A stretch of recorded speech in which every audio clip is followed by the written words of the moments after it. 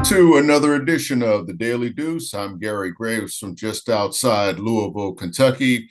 And in Maryland, the land of pleasant living, my longtime friend, esteemed colleague, and wonderful coach, John Webster. How you doing today, John? Hey Gary, I'm doing real good, man. Great weather here right now. Sun, a little bit overcast some of the day, but a little sun. But Mhm. one thing that's not overcast is no overcasting on the sports. We have some great sports to talk about, and I am excited about getting into it. Yes, indeed, John. It's always sunny in the sports world. And we're just coming off of game two of the NBA Finals, and we can just get right into that. The Boston Celtics have a 2-0 lead over the Dallas Mavericks, heading back to Dallas for game three on Wednesday night. And John, I have to admit, I'm a little surprised, not so much because of the Celtics being up 2-0, but how they have gone up 2-0. And I think I'm more surprised by how the Dallas Mavericks just haven't been what I thought they would be. And game two was one where it was close, and but they just kept giving opportunities away. They gave away a lot of points at the foul line with missing and then turnovers, and Kyrie Irving just seems to be a little bit off his game, and I think that's the most surprising thing. What about you? It's been a difficult series so far for Dallas. I think Boston's defense has a lot to do with that. I think Dallas going home will help them with some of their concerns.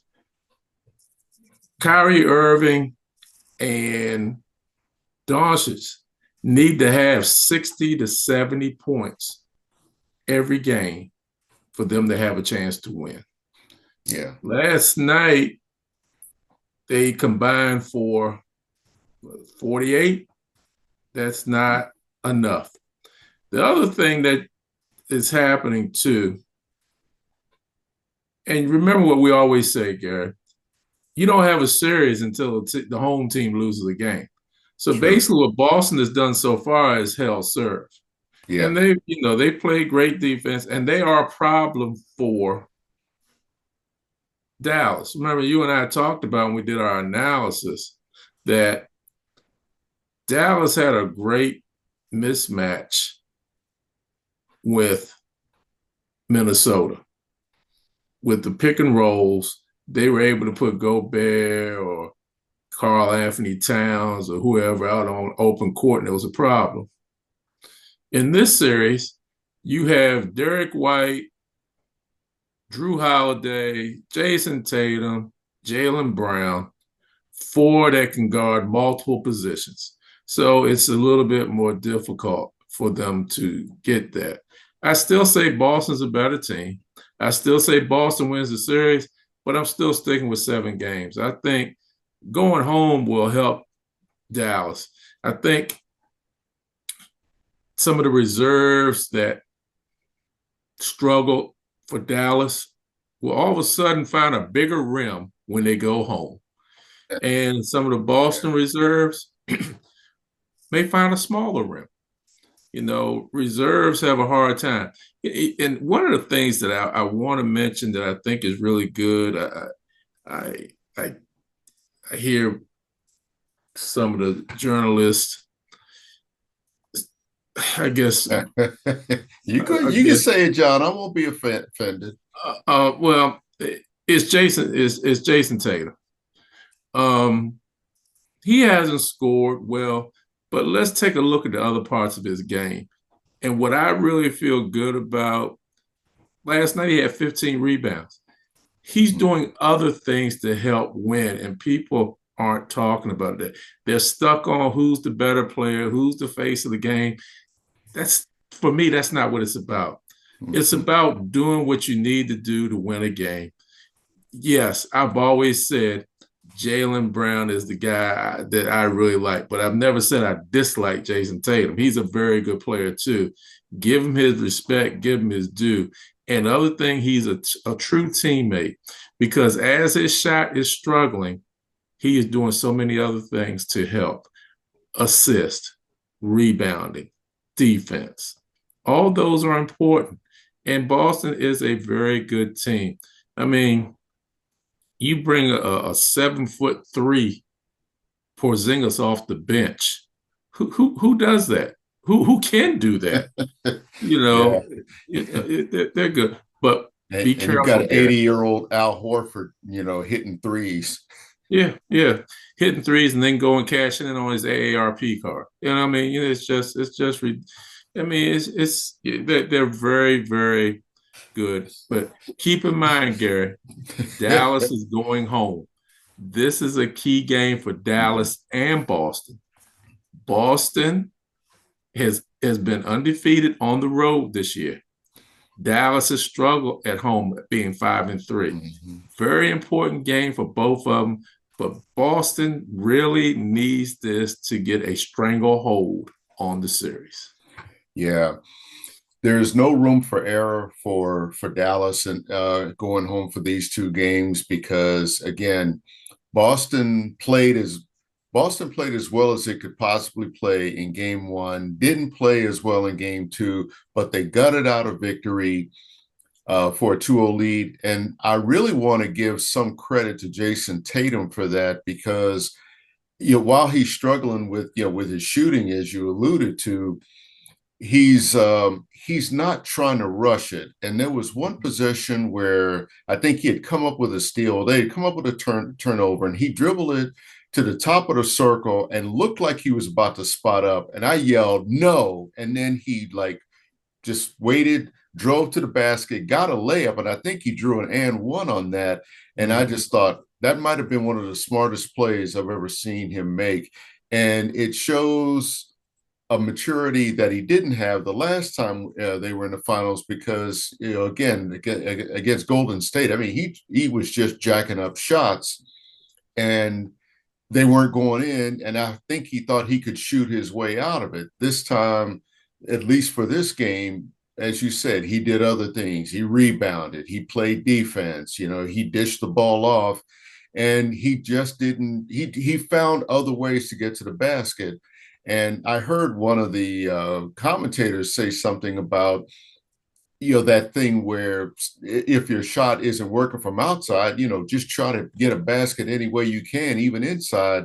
And he's really taken at the heart. And I think that was a very important thing for him. And I saw it a little bit in the first quarter where, he kind of, his body language just kind of suggested he wasn't feeling right, and it took him a little time to sort out what he wanted to do with the ball next. And again, he found teammates. He figured out other ways to create opportunities, and of course, that's half the game. There, playing defense creates chances, if not for you, but for your team. And that was a game again. Boston wasn't at its best, but they didn't have to be. They got just enough from just about everybody, and of course, they're going home with a 2-0 lead. And as you said about Dallas going home, and the basket is going to seem much bigger to their reserves, if not to their starters. Yeah, it probably will seem like like they're trying to shoot through a thimble if you're the Boston Celtics, and that's one.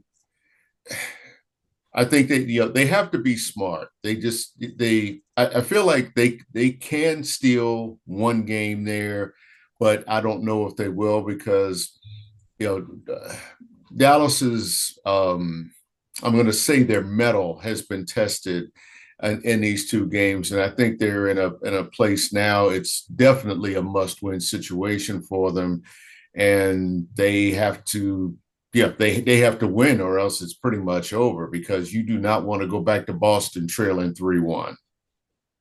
I agree. I agree. But this game on Wednesday night is going to be very important for both of them. And keep in mind this too, Gary. That first game, Boston jumped out to a very early lead. They're up by as much as 26, 27 points. Mm-hmm. After the first quarter, Dallas played Boston almost even for the rest of the game if you take that True. first quarter away. Yeah, good point. And I guess my point is, if you can find a way to get Kyrie Irving loose, to get him some more looks, they can beat him. The other thing I would look at, Boston's going full court pressure on Doncic, bringing the ball up. I may look at PJ Washington and Jones to bring the ball up court, just so Irving and Doncic don't have to go through the problem trying to bring it up against that pressure. Get it to them after they get across half court, then get your offense percolating. Yeah, that's a good point. You know, with Doncic, I feel like this is at least early on in this game. He's got to figure out a way to get Kyrie more involved. It might involve Kyrie having to take more shots initially just to kind of get him out of whatever kind of funk bothered him in those first two games. I think really what bothered him in the first two games was that Boston defense because he's one of the hardest drivers to the basket that I've ever seen. I mean, he's almost like I don't want to say I really hate to use this comparison to Jordan, but one thing about Jordan that I always admired was just that he knew he was going to get hit, and Mm-hmm. early in his career, he was never afraid. But as he got older, he welcomed that contact a lot more. Kyrie Irving is kind of the same way. The thing was, Dallas really cut off a lot of his lanes. They cut off his passing lanes, they cut off his driving lanes, and they really forced him to kind of step back a little bit before he took a shot, as opposed to say just going to the basket. But I think when you're at home, of course, you've got the crowd, you've got a familiar court, you've got a familiar basket, and I think if Doncic is, Doncic is going to get his. That's the way I feel like, and he's got to involve Kyrie a lot more, at least early on, to try to get his confidence back. Because I do see a player who is questioning not so much himself, but how do I create an opportunity? I agree. I agree. So it's going to be really interesting game three. Let's see what happens. Yeah. While we're on the NBA, John, let's talk about one development earlier today and Danny Hurley turning down the Lakers job to stay at UConn. I'll just say I never expected him to leave that job for all the talk about how much money the Lakers were going to throw at him. Not for 1 minute did I think he was going to leave a perfect situation that he has at UConn, especially off of two titles, and you got another great class coming in, that he was going to leave all that for the pros at this point in his career because, much like one of his predecessors, Jim Calhoun, he's got a chance to run a dynasty up there, which is something you have to admire in college basketball these days. I think he's got a chance to win at least another title or two over the next 3 years. Well, I agree, Gary. I'll say this about that job. First, I'll say I think he made the right move staying at UConn. I think the Lakers are a wonderful organization. I also think that job right now is not the right job for Dan Hurley. Mm-hmm. You know, you come in there, you're looking at an organization with a LeBron James who's 39 years old or maybe 40, Anthony Davis who's in his 30s, and then what else is around? D'Angelo Russell, Rui Hashimura, um, Austin Reeves. They're good, but it's not what I would say ready for a championship run. And No, also, in no. my opinion, one of the things I've always said about people, you can't always look at money. You got to look at what's good for you. And I take myself, for example. If I was in that kind of position, LA is not the place I'd want to be. I'm Gary, I'm from Salisbury, man. I'm a country guy. I would be lost in Los Angeles. Great city. I'm not knocking the city. So please, people understand. I'm not knocking the city. I'm saying I can't fit in that. That's not me. And a lot of times people take money and they take the money and forget about what fits them. And that's what Danny Hurley did not do. Danny Hurley is from Jersey. Danny Mhm. Hurley, yes, could be a pro coach, but I don't think he can be a pro coach with the Lakers. That's not the right situation for him. Yeah. And like I said, it's not the right situation also right now. Dante and I had a back and forth on text about this because he's a big Lakers fan. He's about fed up with it. And for me, if I'm the Lakers, all I see is for them right now, all I see is two options because they took a big swing at Danny Hurley and unfortunately missed. I give them credit. They took a swing because they are Boston and the Lakers are the two major franchises in the NBA. When they're good, the NBA is good. So they missed out on Hurley. I think one of two things has to happen now, and I could be wrong about both of them. Either JJ Redick takes the job, or LeBron James becomes a player coach. That's all I can see because I know they're talking about having discussions with New Orleans assistant coach. I forget his name, but that's you need a sexy selection. When you took a shot at Dan Hurley, you were swinging for the fence. You were going for that sexy selection. Unfortunately, depending on how you look at it, Hurley turned the job down. Now the Lakers have to go back. You can't go from Hurley to a top assistant on another team. That you've really you have to you got to figure out a way to come back and get yourself off the ground. And I only see two ways: JJ Redick as the coach, LeBron James as a player coach. That's all I see. Yeah, and I'm going to add LeBron James as the official player coach as opposed to what he's been doing unofficially the last few years. Be nice, Yeah, Gary. huh? Be nice, Gary. Well, I mean, but the way that this team is constructed is not Rob Pelinka. It's LeBron James, and what you said was something that I hadn't really thought about. That yeah, he might have to be a Bill Russell type, to be to be player coach.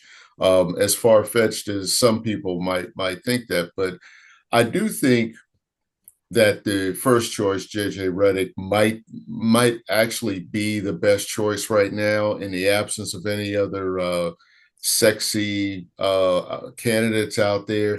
That's the problem, I think, with the Lakers. They go for sexy as opposed to sensible. And I don't even know, like, honestly, I thought Darvin Ham was a sensible coach, was a sensible selection. I don't think he lost that team. Well, let me rephrase that. I think he had that team. I don't think he was a bad coach, but I don't think after they won the in-season tournament that he had the same kind of influence over that team. And I think that once the injuries and the losses started to pile up, that he was kind of grasping at straws. And you look down the bench, and you've got got a bunch of old guys. Yeah, they've got some young guys, but again, a guy like maybe a Jared Vanderbilt, who wasn't available all the time. Hashimura, a guy who I think still has a lot to learn. It's a mix of young and old. The problem is you have to rely on that old, waiting for that young to develop. And unfortunately, in LA, you don't have that luxury to wait it out. I really don't know if you just gut it and start all over, because again, that's not how LA works. That's not how well any team other than the Washington Wizards operates. But I really don't have an answer. I'm just going to say in the for the time being, you'll go with the guy that's been mentioned. While he didn't mention it on the broadcast last night, from what I could tell, JJ Redick is probably the best choice because he is the most analytical, and of course, there's risk in giving a first time job to a TV analyst, former player turned TV analyst. But again, this is what they've got to do. I mean, that's the position that they're left in. I agree with you, Gary. We'll see what's going to happen, man. Yeah. Let's talk some baseball, man. Let's talk your Baltimore Orioles, and of course, we're in the June, the key June month of not interdivisional, but divisional playoffs, and well, I mean, the Orioles are hanging in there with the Yankees. The Yankees won last night, but the Orioles are still within sight, and I think that's what they need to do. They need to stay close. They picked up 2 games this weekend, so they went into the night's game down 2.5 games. Um, it's the Tampa Bay Rays. Uh, they've won the first 3 games of the series, but the Yankees, thank God that the LA Dodgers were able to slow the Yankees down some for the first 2 games, Friday and Saturday night. They beat the Yankees. My goodness, that steamroller the Yankees have going on over there in the Bronx is just ridiculous. But the Orioles, they're 20 games above 500. They're playing, like I said, they're inconsistent for me. Yesterday, you had Grayson Rodriguez, 5 innings of no hitter. And then the 6th inning, he started having problems after 2 outs. And he left the game with two runners on. You bring in Dylan Tate. Dylan Tate coming from the bullpen, you got to shut it down. Gary, tell me if I'm wrong about that. You got to shut it down right there. You bring him in. Well, Dylan Tate gives up 2 hits and 2 runs. So it becomes 3-2. But the Orioles bats come alive. They end up winning 9-2. But that's my concern with the pitching. It has to be lights out. It has to be lights out. And it has to start in the 6th inning. If Dylan Tate comes in, he's got to be lights out. Kayum has been doing a good job. Cionel Perez has been doing a good job. Cano has been doing a good job. Kimbrell, like I said, that's a little shaky. That's very shaky. Cedric Mullins this weekend, he had a couple really great hits, but you got to get some consistency out of him with him hitting. His fielding is unbelievable. He's, as I've said the whole year, and I've said all along, he is a great defensive center fielder. He's the best one on the team. But the young guys, Westberg, Gunnar Henderson, Ashley Rutschman, they're tough. They're really tough. Santana's starting to find his way to getting some hits now.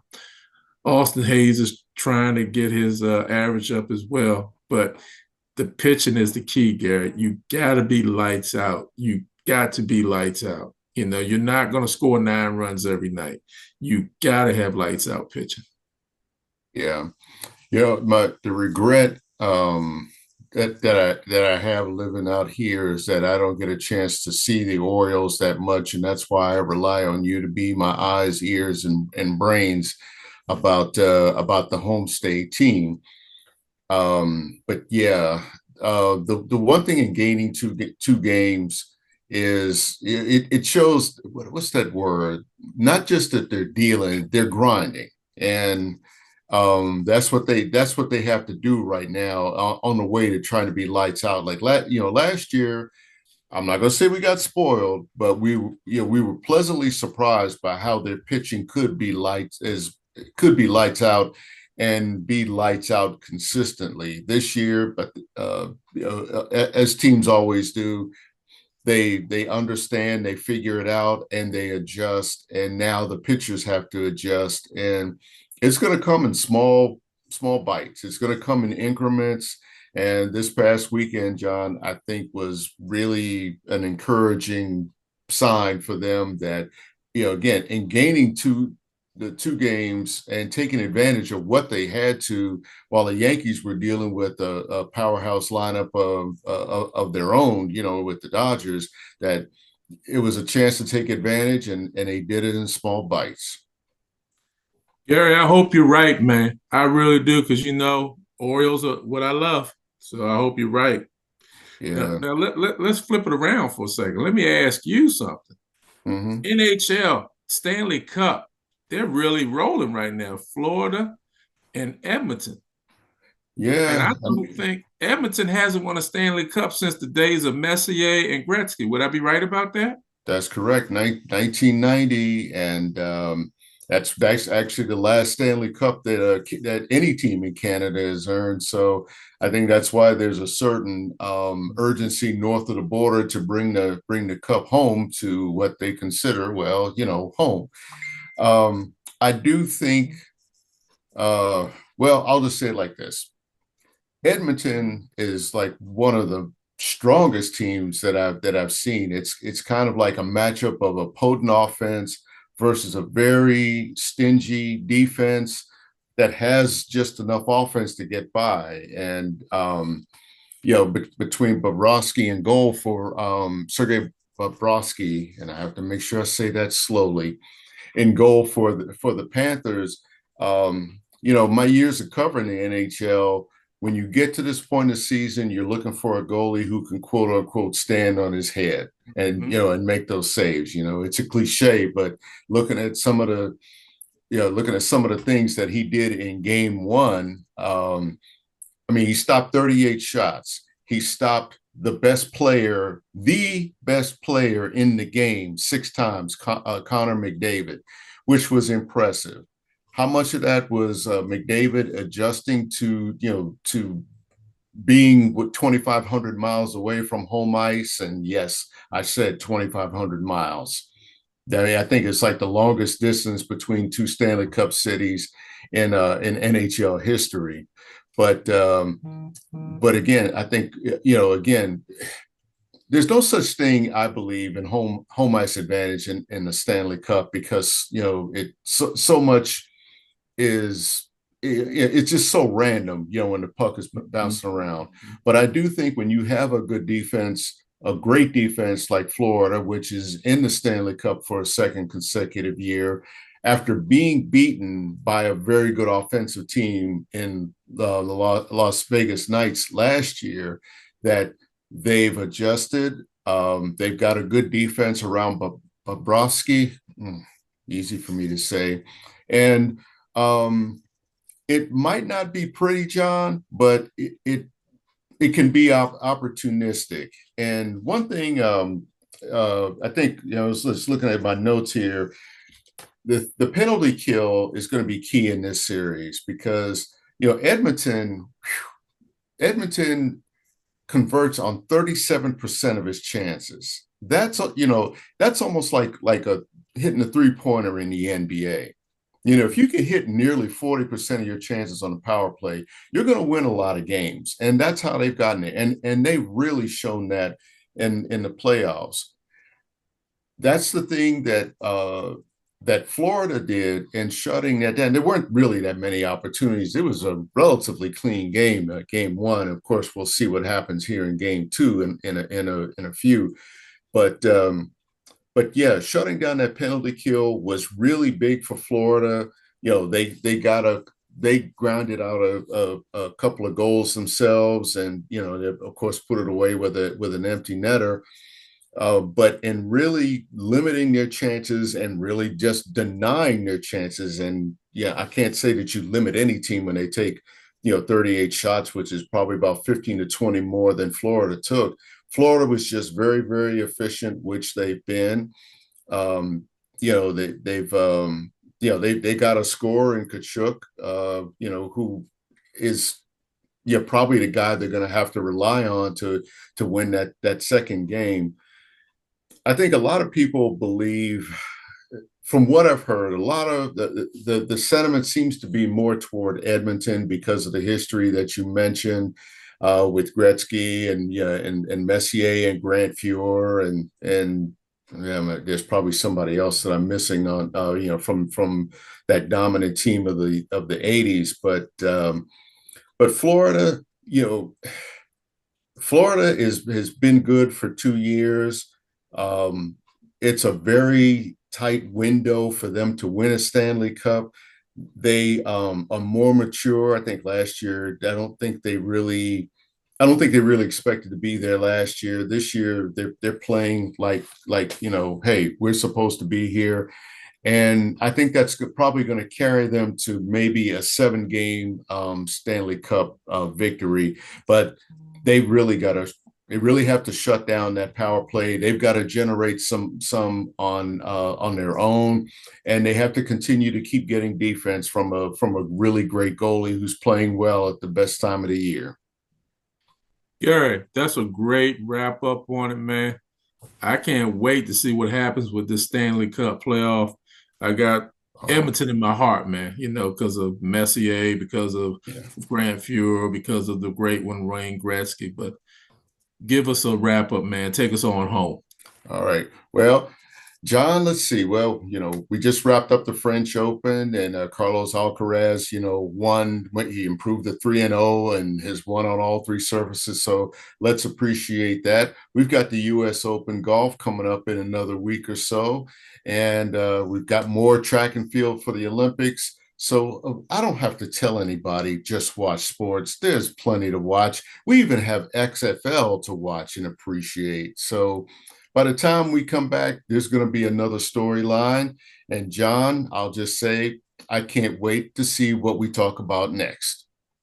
Hey, you all, watch some sports, enjoy yourself, whether it's football, whether it's basketball, whether it's tennis, whether it's golf, whether it's hockey, boxing, just watch some sports. And one quick thing, congratulations to Jason Worth and Door Knock for winning the Belmont Yeah, Stakes. that's Take right. care. We'll see you again real soon.